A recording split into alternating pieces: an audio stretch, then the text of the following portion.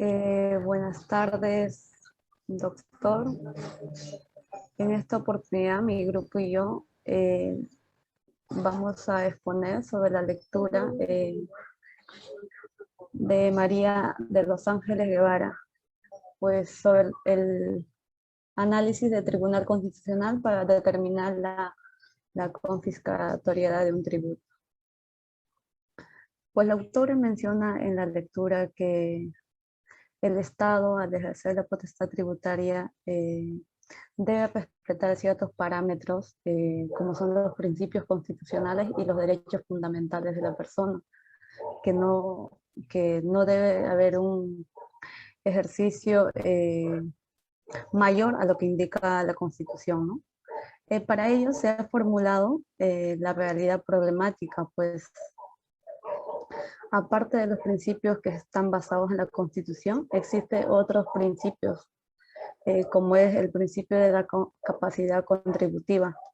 Pues este principio indica que no debe haber una diferencia entre los aportantes. Por ejemplo, el que gana más no debe aportar más, el que gana menos debe aportar menos.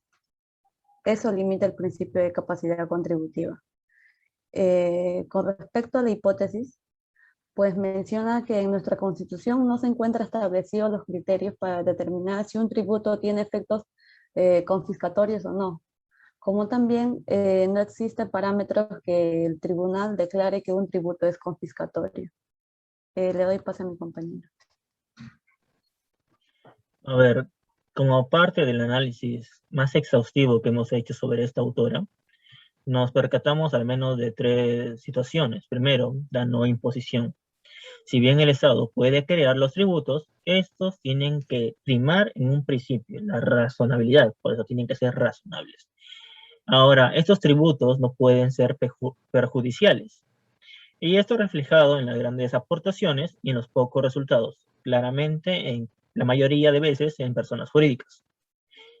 Y este tributo en una alza afecta mucho a lo que es la propiedad privada. Existe una pérdida parcial o total de la propiedad por el alza de los tributos. Abro pase a mi compañero. Asimismo, hablando más en términos constitucionales, el Tribunal Constitucional, que es el máximo intérprete de nuestra Carta Magna, también expresa que hay criterios con los cuales se determina para que un tributo produzca efectos confiscatorios. Y estos los principales criterios vendrían a ser el criterio de la razonabilidad, el criterio de la proporcionalidad y el criterio de no confiscatoriedad.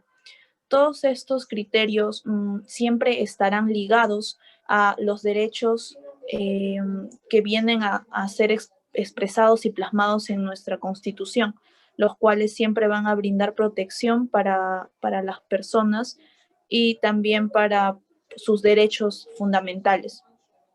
Asimismo, con respecto al tema que nos ha tocado analizar de la lectura, vamos a brindar nuestra opinión y una pequeña conclusión con respecto a esta lectura.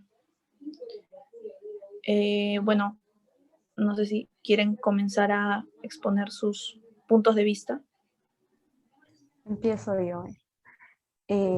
A mi punto de vista, yo creo que el Tribunal Constitucional debería respetar los parámetros que indica la Constitución, ¿no?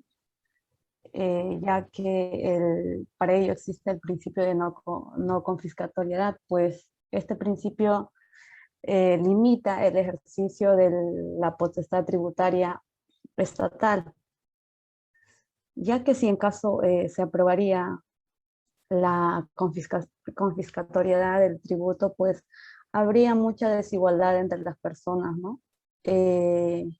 Como también habría una violación y exceso del principio de la capacidad contributiva, porque no es justo que aquellas personas que tienen más paguen más. Ese es mi punto de vista. A ver, yo como que un poco difiero. Siento que en la proporción de que uno gane sus ganancias, esos tienen que ser repartidas de manera proporcional. Obviamente, el que tiene más le vas a cobrar más y al que tiene menos, menos. Quitarle 50 céntimos a alguien que tiene 1.000.000 no es nada, pero quitarle 50 céntimos a alguien que tiene un sol es mucho. En este sistema que estamos viendo ahorita, a veces se da que el Estado, bueno, este Estado no da una proporción exacta de lo que se va a contribuir. Por ejemplo, existía hace mucho una deuda que era la deuda del impuesto mínimo, el impuesto mínimo a la renta. Y esto trajo un montón de repercusiones, obviamente, porque así la empresa esté en quiebra, ellos tenían que seguir aportando ese impuesto a la renta. Existió otro impuesto que es impuesto a las máquinas tragamonedas en los casinos, que al final de todo, cuando hicieron la demanda, se dieron cuenta que en proporción pagaban un 50% en tributos, lo cual era una aberración de medida. Para mí, se tendría que establecer parámetros, quizás porcentuales, de cómo cobrar estas ganancias. Claro, el tema también con los principios tributarios también tiene que ver mucho con la Constitución, ¿no? Con cómo nuestra propia Carta Magna nos garantiza nuestros derechos, y uno de ellos también es el derecho quizás a la propiedad privada, y este también se relaciona mucho a la no confiscatoriedad, ¿no? Con respecto a ese tema, no podemos nosotros, o el Estado no puede quizás quitarte algunas propiedades que son tuyas con el simple hecho de decir que estás debiendo o tributos, ¿no? Pero esto también viene a raíz del sistema tributario que existe en la actualidad, porque no tendría el Estado la necesidad de confiscar propiedades si es que en su momento no se saldan estas deudas, ¿no? No se saldan los temas tributarios que puede tener una empresa o una persona.